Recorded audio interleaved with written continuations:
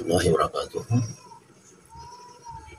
قال الله تعالى في كلامه المجيد الفرقان الحميد: أقم الصلاة وآت الزكاة.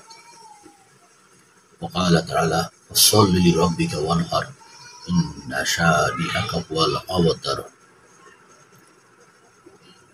মহান আল্লাহ রাব্বুল আলামিন বালেগ পুরুষ এবং বালেগা নারীকে নামাজের ব্যাপারে কুরআন কারীমে ও হাদিস শরীফে অনেক বেশি তাগিদ দিয়েছেন, কারণ ঈমানের পরে নামাজের স্থান। মুসলমান এবং কাফিরের মধ্যে পার্থক্য সৃষ্টিকারী অন্যতম ইবাদত, অন্যতম আমাল হলো এই নামাজ। নামাজ ইসলাম এবং কুফরের মধ্যে পার্থক্য সৃষ্টিকারী। সো এই নামাজ সম্পর্কে আমরা জানি এবং সেই অনুযায়ী আমল করার চেষ্টা করি। আমরা অনেকেই বলি যে মহিলা এবং পুরুষের নামাজের মধ্যে কোনো পার্থক্য নেই। আসলে মূলত মহিলা এবং পুরুষের নামাজের মধ্যে পার্থক্য রয়েছে। যারা স্বল্প জ্ঞানের অধিকারী, স্বল্প সংখ্যক কিতাব অধ্যয়ন করেছেন, হাদিসের কিতাব, তারা হয়তো এ সম্পর্কে পুরোপুরি অবগত নয়, যার কারণে তারা এমন কথা বলে থাকেন। আপনারা ইনশাআল্লাহ এই ভিডিওতে জানতে পারবেন মহিলা এবং পুরুষের নামাজের মধ্যে পার্থক্য 35 জায়গায়, সেগুলো মাসালা আকারে আমি আপনাদের সামনে আলোচনা করব। মেয়েদের জন্য উঠান, বারান্দা বা ঘরের খোলা জায়গা থেকে নির্জন স্থানে নামাজ পড়া উত্তম। এটা হলো প্রথম কথা। পুরুষ নামাজ পড়বে মসজিদে, বিশেষ কারণবশত সেটা যেতে না পারলে সেটা হলো সে ঘরে পড়বে, কিন্তু সাধারণত মসজিদে পড়ায় সুন্নতে মুআক্কাদা পুরুষের জন্য, কেউ কেউ ওয়াজিব বলেছেন। কিন্তু মহিলাদের জন্য উঠান, বারান্দা বা ঘরের খোলা জায়গা থেকে নির্জন স্থানে নামাজ পড়া উত্তম। 2, দাঁড়ানো অবস্থায় নজর সিনার, দাঁড়ানো অবস্থায় নজর সিজদার জায়গায় রাখবে, এবং পুরুষ এবং মহিলার একই রকম। 3, 2 পা সোজা ও কিবলামুখী, মাঝখানে সামান্য ফাঁকা মিলানো অথবা মিলানো। 3, 2 পা সোজা ও কিবলামুখী, মাঝখানে সামান্য পাকা বা মিলানো, মহিলাদের ক্ষেত্রে। 4, সিনার সামান্য ঝুঁকানো অবস্থায় রাখা। 5, তাকবীরে তাহরিমের জন্য হাত ওঠানো অবস্থায় হাতের ফ্যাট ও আঙ্গুল মিলানো, কিবলামুখী রাখা। 6, কাঁধ বরাবর শাড়ি বা ওড়নার ভিতর হাত ওঠানো। 7, হাত সিনায় রাখা অবস্থায় আঙ্গুল মিলানো অবস্থায় ডান হাতের পাতা বাম হাতের ফিটের উপর রাখা।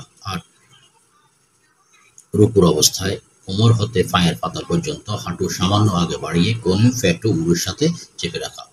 এই যে কথাগুলো, মাসালাগুলো প্রত্যেকটি রাসূল সাল্লাল্লাহু আলাইহি ওয়াসাল্লামের হাদিস থেকে অথবা কোরআন আয়াত থেকে হযরতে উলামায়ে কেরাম, মশহুর উলামায়ে কেরাম, উলামায়ে কেরাম এগুলি মাসালাগুলো বের করেছেন। ওরা মন গড়া কোনো কথাই বলার নাই, হয়তো আমার আপনার জ্ঞানের উপর দিয়ে সীমিত বিধে আমরা তাদের বিরোধিতা করি। হাতের আঙ্গুল মিলাইয়ে হাঁটুর উপরিভাগে হাত রাখা। 10, রুকু হতে ওঠা অবস্থা সোজা খাড়া হয়ে সামান্য থামা। এরপর হাত শরীরের সাথে মিলিয়ে ঝুলিয়ে রাখা, নজর সিজদায় জায়গা রাখা।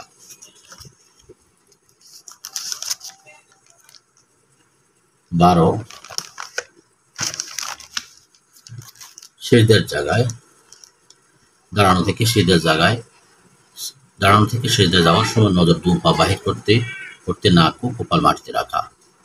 16, হাতের আঙ্গুল হাত। 17, বাম রান মাটিতে মিশিয়ে উরুর উপর শরীর বিছিয়ে রাখা। 18, বাম পায়ের পাতার উপর ডান পা রেখে আঙ্গুল কিবলামুখী 2 হাতের মাঝখানে সিজদা করা। 19, হাত দুখানা হাঁটুর উপর কাছাকাছি রাখা। 20, ফ্যাট উভয় রানের সাথে মিলিয়ে রাখা। 21, নজর নাকের দিকে রাখা। 22, কোনোই মাটিতে মিশিয়ে রাখা। 23, বসা অবস্থায় 2 পা ডান দিকে বাহির থাকা অবস্থায় বসা। 24, নজর কোলের দিকে রাখা। 25, সিনা ও গর্দান ঝুঁকানো অবস্থায় বসা। 26, হাতের আঙ্গুলে মিলিয়ে কিবলামুখী অবস্থায় হাঁটুর উপর রাখা।